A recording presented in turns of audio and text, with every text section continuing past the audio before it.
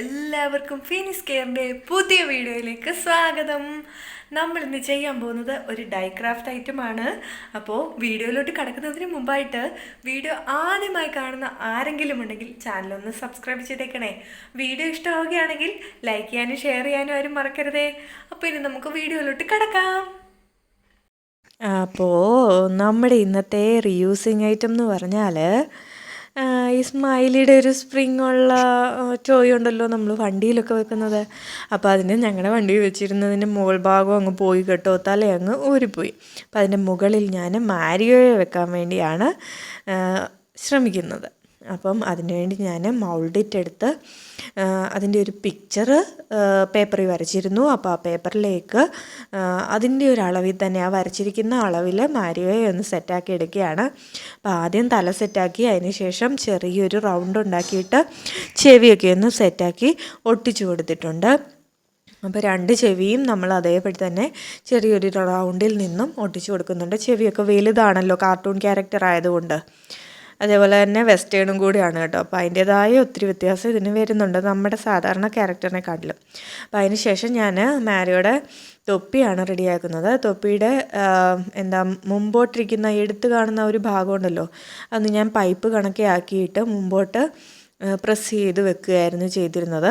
അപ്പോൾ അതൊന്ന് നേരെയാക്കിയിട്ട് വയറാണ് നമ്മളിതിന് സെറ്റാക്കാൻ പോകുന്നത്. വയർ കുറച്ച് ചാടിയാണ് കേട്ടോ ഇരിക്കുന്ന ഫോട്ടോയിൽ, അതായത് കാർട്ടൂൺ ക്യാരക്ടറിൻ്റെ ഫോട്ടോയിൽ. അപ്പം അതനുസരിച്ചാണ് ഞാൻ വയറും ഒന്ന് സെറ്റാക്കി വെക്കുന്നത്. കുറച്ചൊന്ന് ഉന്തിയ വയറാണ്, അപ്പോൾ ഒന്ന് ഉരുണ്ടിരിക്കണം.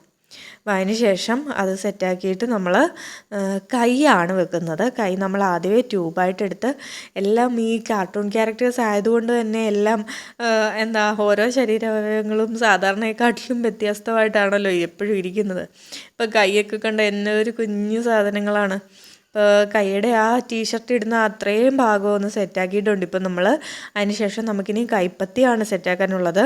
അപ്പോൾ കൈപ്പത്തി റെഡിയാക്കുന്നത് ഞാൻ കുഞ്ഞ് 2 പീസ് ക്ലേ എടുത്തിട്ട് അതൊന്ന് ഉരുട്ടിയിട്ട് പരത്തി അതിന് വിരളിൻ്റെ ആ ഒരു ഇതിന് വേണ്ടി വെട്ടിയിട്ട് കൊടുക്കുക ചെയ്യുന്നത്. അതിന് ശേഷം നമ്മളതൊന്ന് ഒട്ടിച്ചു വെക്കുന്നുണ്ട് അവിടെ കൈയുടെ അറ്റത്തായിട്ട്. അപ്പോൾ 2 ഭാഗത്തും നമ്മളങ്ങനെ ചെയ്തു വെച്ചിട്ടുണ്ട്. ഒരു കാര്യം പറയാൻ വിട്ടുപോയി, ചെറിയൊരു റൗണ്ട് ഉണ്ടാക്കി നമ്മൾ മൂക്കിനോട് ഒട്ടിച്ച് വെച്ചിട്ടുണ്ട്. മാരിയോയുടെ മൂക്ക് കുറച്ച് വട്ടത്തിലായിരിക്കുന്നത്, അപ്പോൾ അതുകൊണ്ട് അതുകൂടെ അത് കാണിക്കാൻ വിട്ടുപോയതാണ്. അപ്പം കൈയൂടെ നമ്മളിങ്ങനെ ഒന്ന് സെറ്റാക്കി എടുത്തിട്ടുണ്ട്. കൈയൊക്കെ അപ്പോൾ ആയതിനു ശേഷം നമ്മളിനി കാലുകളാണ് ഒട്ടിച്ച് കൊടുക്കാൻ പോകുന്നത്. വലിയ ട്യൂബുകൾ, കുറച്ചുകൂടെ കൈയുടെ വണ്ണത്തെക്കാളിലും കൂടുതൽ വലിയ ട്യൂബുകൾ ഉണ്ടാക്കിയിട്ട് നമ്മൾ കാലുകളായിട്ട് പ്രസ് ചെയ്ത് ഫെവിക്കോൾ പുരട്ടി ഒട്ടിച്ച് വെച്ചു. അതുപോലെ തന്നെ കാലിൻ്റെ അറ്റം നമ്മളൊന്ന് ഉയർത്തി കൊടുക്കുന്നുണ്ട്. ഷൂ ഇരിക്കുന്ന കണക്കെ ഒന്ന് പ്രസ് ചെയ്ത് ഉയർത്തി കൊടുക്കുന്നുണ്ട്. ഷൂ പോലെ അടിഭാഗമാണെങ്കിലും, കാരണം നമ്മൾ ഇരിക്കുന്നതാണ്, അതാണ് നമ്മളിപ്പോൾ കാലൊന്ന് പൊക്കി കൊടുത്തിരിക്കുന്നത്.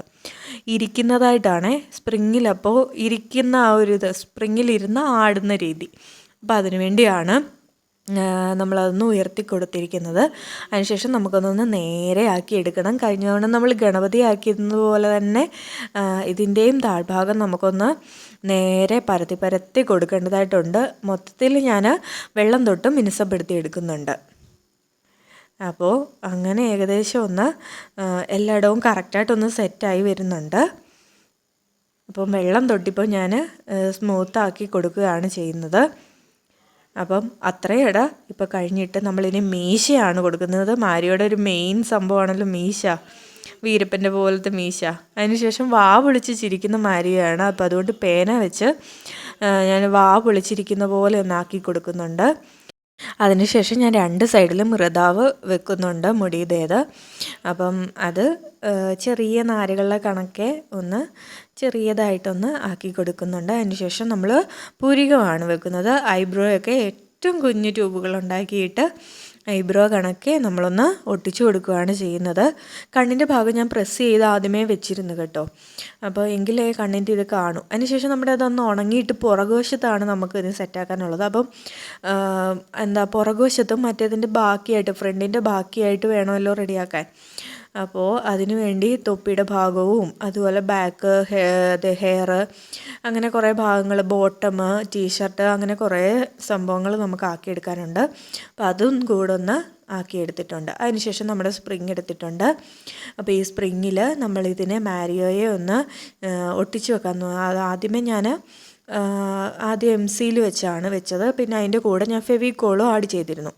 അതിനുശേഷം അതൊന്ന് ഉണങ്ങി വന്നതിന് ശേഷം ഞാനൊരു ടേപ്പ് എടുത്തിട്ട് ഇതിന് ചുറ്റും ഈ താഴെയുള്ള സ്മൈലിയുടെ കാലിന് ചുറ്റും ഒട്ടിച്ച് ഒരു മരക്കുറ്റി പോലെ ആക്കാൻ വേണ്ടിയാണ് അതായത് ചുളുക്കി വെച്ചിരിക്കുന്നത്.